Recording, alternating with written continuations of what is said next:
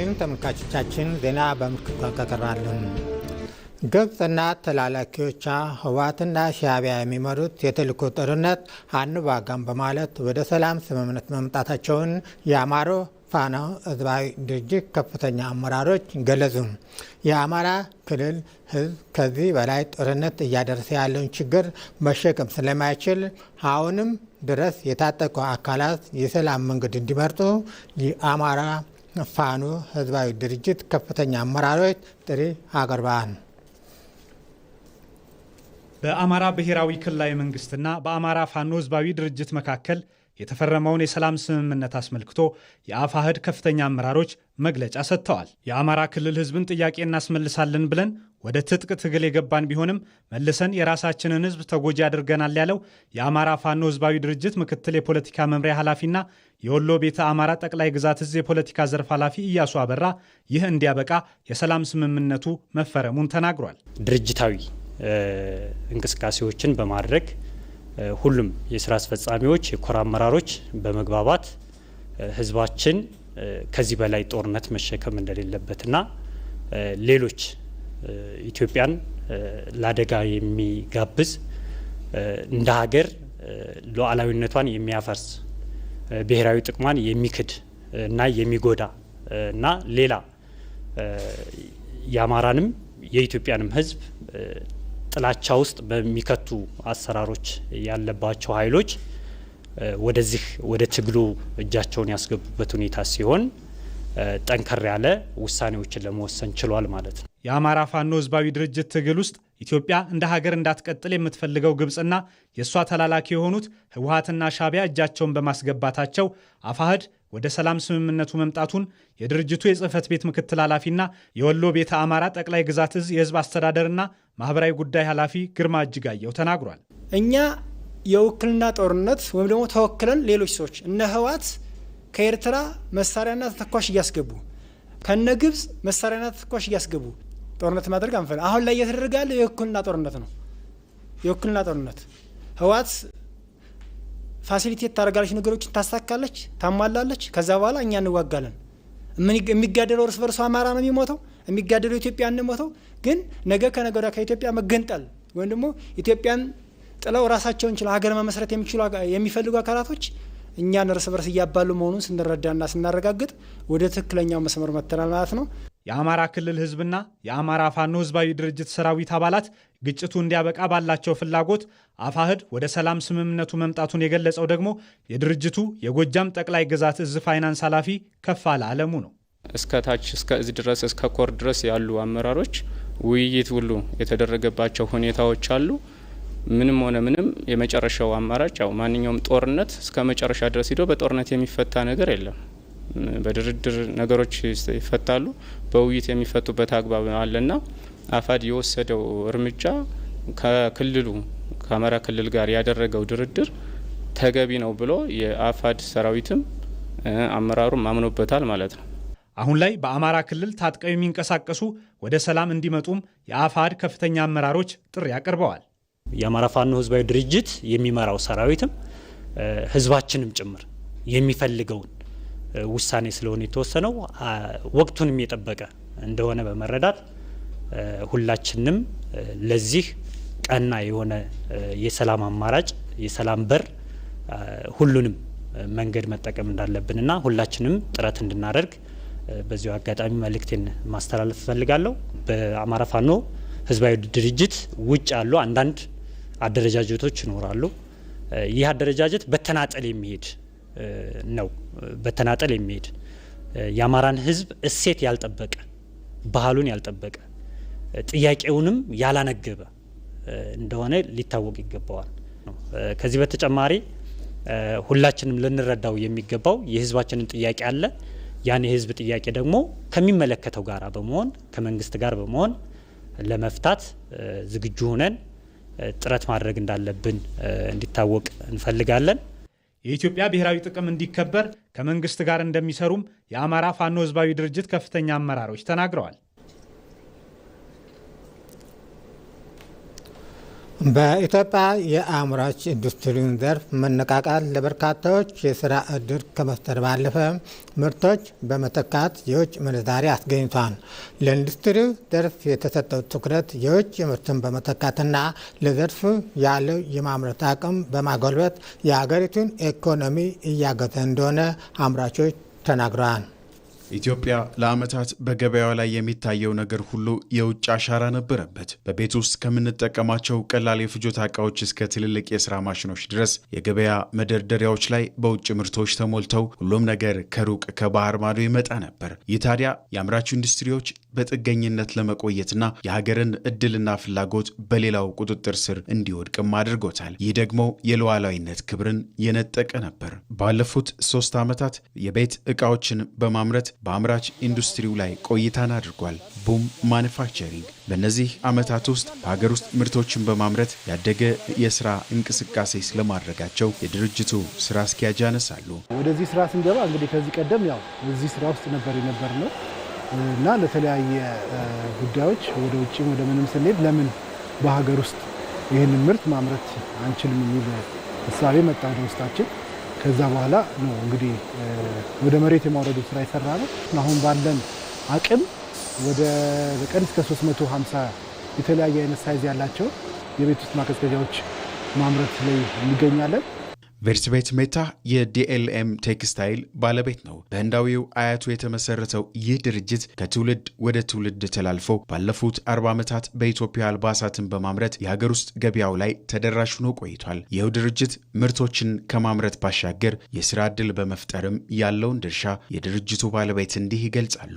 ቤዚክሊ የኛ ማምረት አቅም እስከ 4500 ጋርሜንት በየቀኑ ማምረት እንችላለን እና ሌሎችም እቃዎች ማለት እንደ ጨርቅ፣ ቀበቶ፣ ጫማ ክር፣ ኢላስቲክ እነዚህ እንደ ኢምፖርት ሰብስቲቱሽን ብለን ነው የምናስበው ለሀገራችን እና ወደፊትም ኤክስፓንሽን ያሰበን ስላለ አሁን ከረንትሊ እስከ 400 ሰራተኞች አለን።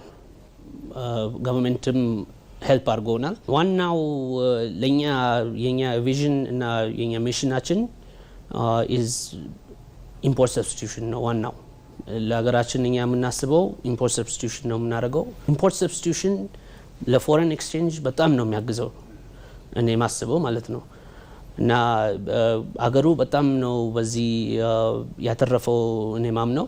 በኢትዮጵያ ለአምራች ኢንዱስትሪዎች ምቹ እገዛ እየተደረገ መሆኑን የሚያነሱት አምራቾቹ ጥራት ያላቸው ምርቶች በሀገር ውስጥ እየቀረቡ ስለመሆናቸውም ይናገራሉ።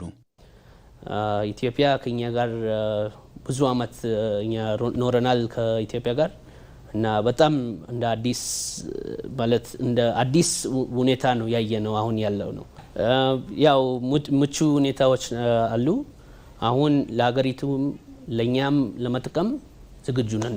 እያንዳንዱ እናመርታቸው ማቀዝቀዣዎች እዚህ ቦታ ላይ ቴስት ተደርገው ኮምፒውተራይዝድ በሆነ ሲስተም ሁሉ ነገር ታይቶ ነው ወደ ፋይናል ፕሮዳክት ነው የሚወጣውና ከዚህ አኳያ ከውጪ ከሚገባው በጥራት በምንም የማይተናነስ እንደውም እኛ ራንደምሊ ያለቀውን የሚመጣውንም እዚሁ ቴስቲንግ ዩኒት ላይ ከኛ ፕሮዳክቶች ጋር ቴስት ያደረግንበት ሁኔታ ነበርና እዛ ላይ ምንድነው በግልጽ ያየነው እዚህ ያለው ፐርፎርማንስ እንደውም የተሻለ ቢኮዝ ምንድነው እኛ አምራች ሪስፖንሲብል እዚሁ አድራሻለን እንሰራለን። ለምንሰራው ላይ አንዳንዱ ነገር ተጠያቂ እንደሆነ ስለምናምን በአግባቡ ጥራቱን በጠበቀ ደረጃውን በጠበቀ መልኩ ነው የምንሰራውና ይሄም ያው ኳሊቲ ፕሮዳክት ለህብረተሰባችን እንድናቀርብ ያው ያግዘናል ማለት ነውና መንግስት ለኢንዱስትሪው ዘርፍ ትኩረቱን በማድረግ በአምራች ኢንዱስትሪው ላይ ለሀገራዊ ክብር ራስን ለመቻልና ከማንም ላለመደገፍ መሰረት የሚጥሉ ስራዎችን እየሰራ ስለመሆኑ ጠቅላይ ሚኒስትር አብይ አህመድ በአንድ ወቅት ገልጸው ነበር።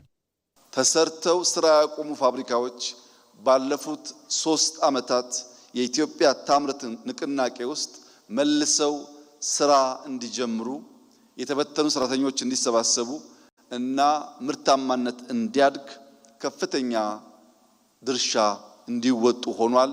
በሀገር ውስጥ ያሉ ኢንዱስትሪዎች በኢትዮጵያ ያላቸው የገበያ ድርሻ ከ3 ዓመት በፊት 30% ገደማ የነበረው አሁን 41% ደርሷል። ምን ማለት ነው? ከውጭ ከምናስገባቸው ልዩ ልዩ ምርቶች ውስጥ 41% በሀገር ውስጥ ማምረት ተችሏል ማለት ነው። በሀገር ውስጥ ምርታማነት እያደገ በመምጣቱ $3 ቢሊዮን ገደማ ወጪ ለማስቀረት ተችሏል።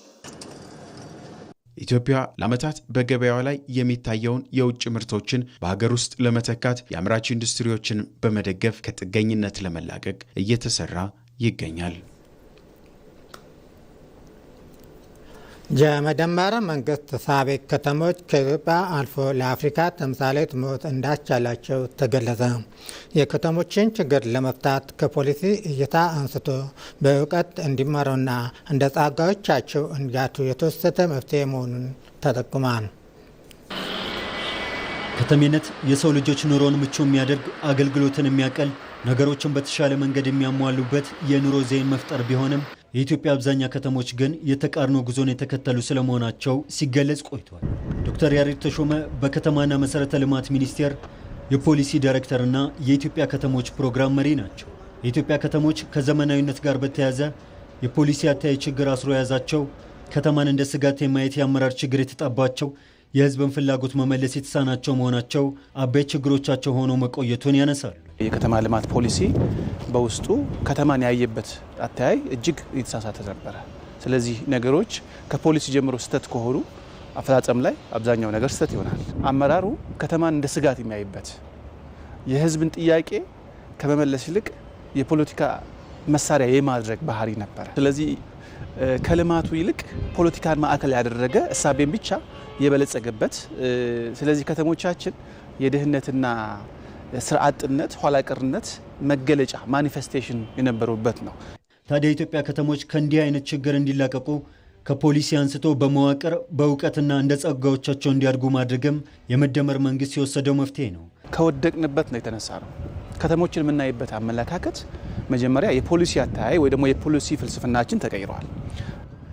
ድህነትና ስራ አጥነት ኋላ ቀርነት ማዕከል ከነበሩ ይሄን ለመቀየር የብልጽግና የፈጠራና የስራ ዕድል መፍጠሪያ ማዕከል ማድረግ የመጀመሪያው አተያይ የተቀየረበትና ዛሬ ዘመኑ ከተሞቻችን በሁሉም የምናይበት አጋጣሚ ያገኘነው ከዚህ አንጻር ነው።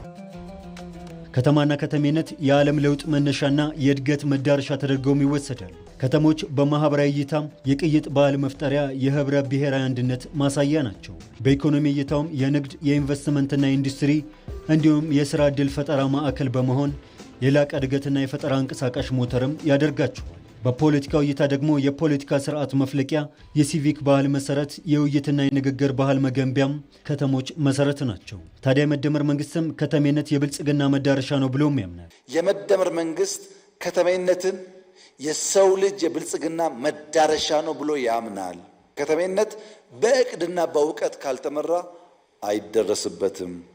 የመደመር እሳቤ ከተገለጠባቸው ስራዎች መካከል የኮሪደር ልማት በጎላ ይነሳል። በአዲስ አበባ ጅማሮውን አድርጎ የተተገበረው ኮሪደር ከተማዋን የከተሜነት እድገት እንድትጀምርም እድል የፈጠረ ነው። ከትንሽ ጀምሮ ማስፋትን የተለመው ፕሮጀክት በአዲስ አበባ ሳይገደብም በሁሉም የሀገሪቱ ክፍሎች በ73 ከተሞች ተጠናክሮ መቀጠሉም በከተሞች ክትመት ላይ የገጠሙ ስብራቶችን በመጠገን ረገድ ከታዩ ስራዎች መካከል ፈርቀዳጅ ሆኖ ይጠቀሳል። ማህበረሰብ ማስተባበር፣ ማሰራት፣ ማንቃት፣ ማስጠበቅ አለብን።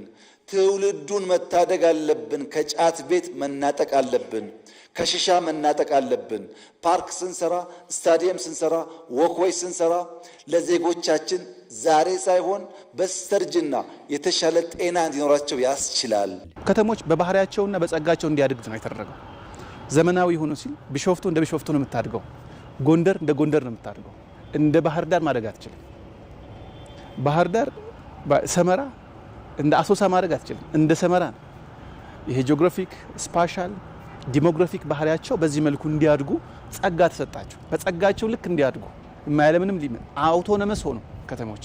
የመደመር መንግስት ከተሞች የብዝሃ ዘርፍ ኢኮኖሚ ማበቢያ ስፍራ እንደመሆናቸውም ለክትመት ዝመናውም መልካም እድልን የፈጠረ ሆኗል። እንዲህ ያለው አካሄድም ከኢትዮጵያ አልፎ ለአፍሪካ ምሳሌ የሚሆኑ ከተሞችን መፍጠር ያስቻለ እሳቤን ማንበር የተቻለበት ነው። በስሉጥነታቸው ምሳሌ የሆኑ ከተሞች አሉ። በአፍሪካ እንደ አዳማ እጅግ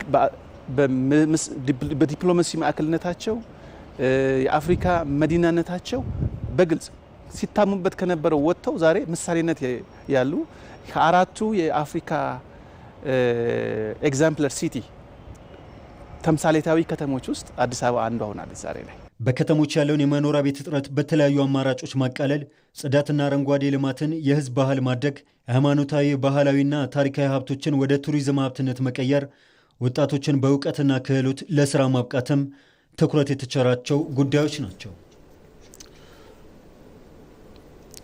በመጨረሻም የአማራና የአፋር ህዝቦች ወንድማማችነት ለማጠናከር ለአካባቢው ዘላቂ ሰላም የጸጥታ መዋቅሩን ጅግት ለማጠናከር እየተሰራ መሆኑን ተገለጸ። በሁለቱ ክልሎች አጎራባች አካባቢዎች ሰላምና የጋራ ልማት ላይ ያተኮረ የምክክር መድረክ በኮምቦልቻ ከተማ ተካሂዷል። የአማራና የአፋር ህዝቦችን አንድነት ማጠናከር ያለመ መድረክ በኮምቦልቻ ከተማ ተካሂዷል። ለዘመናት የተጋመደ አብሮነትን በአንድነት የገነቡ እነዚህ ህዝቦች በተለያየ ጊዜያት አካባቢያቸውን የሚያውክና ግንኙነቶቻቸውን የሚያሻክር ጉዳዮች በገጠሟቸው ጊዜ ሁሉ ማህበራዊ እሴቶቻቸውን በመጠቀም በጋራ ሲሰሩ መቆየታቸውን የየአካባቢዎቹ ነዋሪዎችና የስራ ኃላፊዎች ያነሳሉ። ንብረት ሲወሰዱ ንብረት እንዴት አድርገን መመለስ እንዳለብን፣ ግድያ ሲፈጠር ያ ግድያ ወደ ብሔር ግጭት እንዳይዞር እንዴት ማስቆም እንዳለብን ከሰላም ኮሚቴዎችና ከሀገር ሽማግሌዎች ጋር በመነጋገር ልጆቻችንን፣ ባሎቻችንን፣ አባቶቻችንን ይሄ ነገር የከፋ ጉዳት ያመጣል ከሚል አንጻር እንወያይበታለን። በቤታችንም በድርም እንደገናም ደግሞ በተገናኘን በማህበራዊ ጉዳዮች ላይ ቁጭ ብለን በመወያየት ችግሮችን እንፈታለን። ችግር የሚፈጠርበት ጊዜ እነሱ እርስ በራሳቸው የሚፈቱበት ኮሚቴ አደራጅቶች አላቸው። እኛ አሁን መካበን ይባላሉ። ሸማግሌዎች አሉ፣ አሁን በጎሳ መሪዎች አሉ እና ከላይ ደግሞ ሸማግሌዎች አሉ። አሁን በሰላም ኮሚቴ ደግሞ ከሁለቱም በኩል አደራጅተን ከሁለቱም በኩል እነሱ እርስ በራሳቸው ችግር ሲፈጥሩ ይገናኛሉ። የቀበሌ አመራሮች ደግሞ ከላይና ከታች ያለው ቀበሌ አመራሮች እየተገናኙ የሚፈቱበት ጊዜ አለ። ከነሱ በላይ የሆነ ነገሮች ደግሞ እንደ ወረዳ አመራር ተገናኝተን እንፈታለን። ሁለቱ ህዝቦች ይህንን ግንኙነት ተጠቅመው በጋራ ለመልማት የመሰረቱት ፎረም ከ2 ዓመታት በላይ ተቋርጦ ቆይቷል። መድረኩ ተቋርጦ የቆየውን ፎረም ማስቀጠልና አካባቢያዊ ችግሮችን በጋራ የመፍታት ዓላማ ያለው ስለመሆኑ የአማራ ክልል ሰላምና ጸጥታ ቢሮ ኃላፊ ዶክተር እሸቱ የሱፍ ያነሳሉ። ከችግሮቹ መካከል አንዱ የወንጀለኛን አለመቀያየር፣ አንዱ አካባቢ ወንጀል ይሰራና ሌላ አካባቢ የሚደበቅበት ሁኔታ ስላለ የውጭ ጥላቶቻችንም ከውስጥ ባንዳ ጋር እየተሳሰሩ ብዙ ጥረት ስለሚያደርጉ ክልሉን ለማፍረስ ብዙ ስራ ስለሚሰሩ እነዚህን ኃይሎች ተከታትለን በህግ እርምጃ ማስወሰድ፣ በሌላ መልኩ ደግሞ የሰላም ሁኔታን የማጽናት እና በልማት ደግሞ የመተሳሰር ወደፊት ይህንን አጠናክረን የመቀጠል ሀሳብ ስላለን ይህንን የተመለከተ ነው። ዓላማው ይህንን ይመስላል። የአፋር ክልል ሰላምና ጸጥታ ቢሮ ኃላፊ ኮሚሽነር አህመድ ሁመድ በበኩላቸው መድረኩ በሰላም ግንባታና በልማት መተሳሰርን ለመፍጠር መግባባት ላይ የተደረሰበት እንደሆነ ይገልጻሉ። የአፋርና አማራ ህዝቦች በጣም የተሻለ በጣም የተረጋጋ ጉርብትና ነው ያለው። አሁን ያሉ ችግሮች ለይተን ቀድሚያ መስጠት ያለብን ኤሪያዎች ቀድሚያ መስጠትን የተሻለ ስራ መስራት እንዳለብን፣ ለወደፊቱ ደግሞ ያው አማራና አፋር አንድ የሚያደርጉ የጋራ የሆነ ሆስፒታሎች፣ ክሊኒኮች፣ ትምህርት ቤቶች፣ የጋራ ደግሞ የንግድ አውታሮችን ገንብተን ሞር የተሻለ ስራ መስራት እንዳለብን ነው የተስማማነው። ፌዴራል ስርዓት የህዝቦችን በራስ የመተዳደር ነጻነት ከማረጋገጥ በተጨማሪ የመንግስታትን ግንኙነት ማጠናከር ዓላማ ያደረገ ስለመሆኑ የሚያነሱት በሰላም ሚኒስቴር የፌዴራልና ግጭት አስተዳደር ሚኒስትር ዴኤታ ቸሩጌታ ገነነ መድረኩ ለጋራ ሰላምና ብልጽግና ቀጣይ አቅጣጫዎች የተመላከቱበት ስለመሆኑ ያነሳሉ። በዋናነትም የዛሬው መድረክ ዋና ግንኙነቱ ለወደፊት ትስስርን የማጠናከር ጉዳይ ቢሆንም ሪሊ ባሉ በመሬት ላይ ባሉ ችግሮችና መሬት ላይ ባሉ ጉዳዮች መሬት ላይ ባሉ የሰላምና ጸጥታ ኢሹዎች ላይ የተወያየና አቅጣጫ ያስቀመጠ ነው። ስለዚህ በቀጣይ ችግሮችን ለመፍታት የሚያስችሉ ፕላትፎርሞች፣ የግንኙነት መድረኮችን የፈጠረ ነው። እርስ በርስ መተማመንና መግባባትም የዳበረበት ነው። በመድረኩ የሁለቱ ክልሎች ከፍተኛ የስራ ኃላፊዎች፣ የአጎራባች ወረዳዎች የጸጥታ መዋቅር አመራሮችና አባላት የተገኙበት ነው። ለኢቲቪ ራሄል ፍሬው ኮምቦልቻ። ዜና አበቃ። ከቀሪ ፕሮግራሞቻችን ጋር መልካም ቆይታ።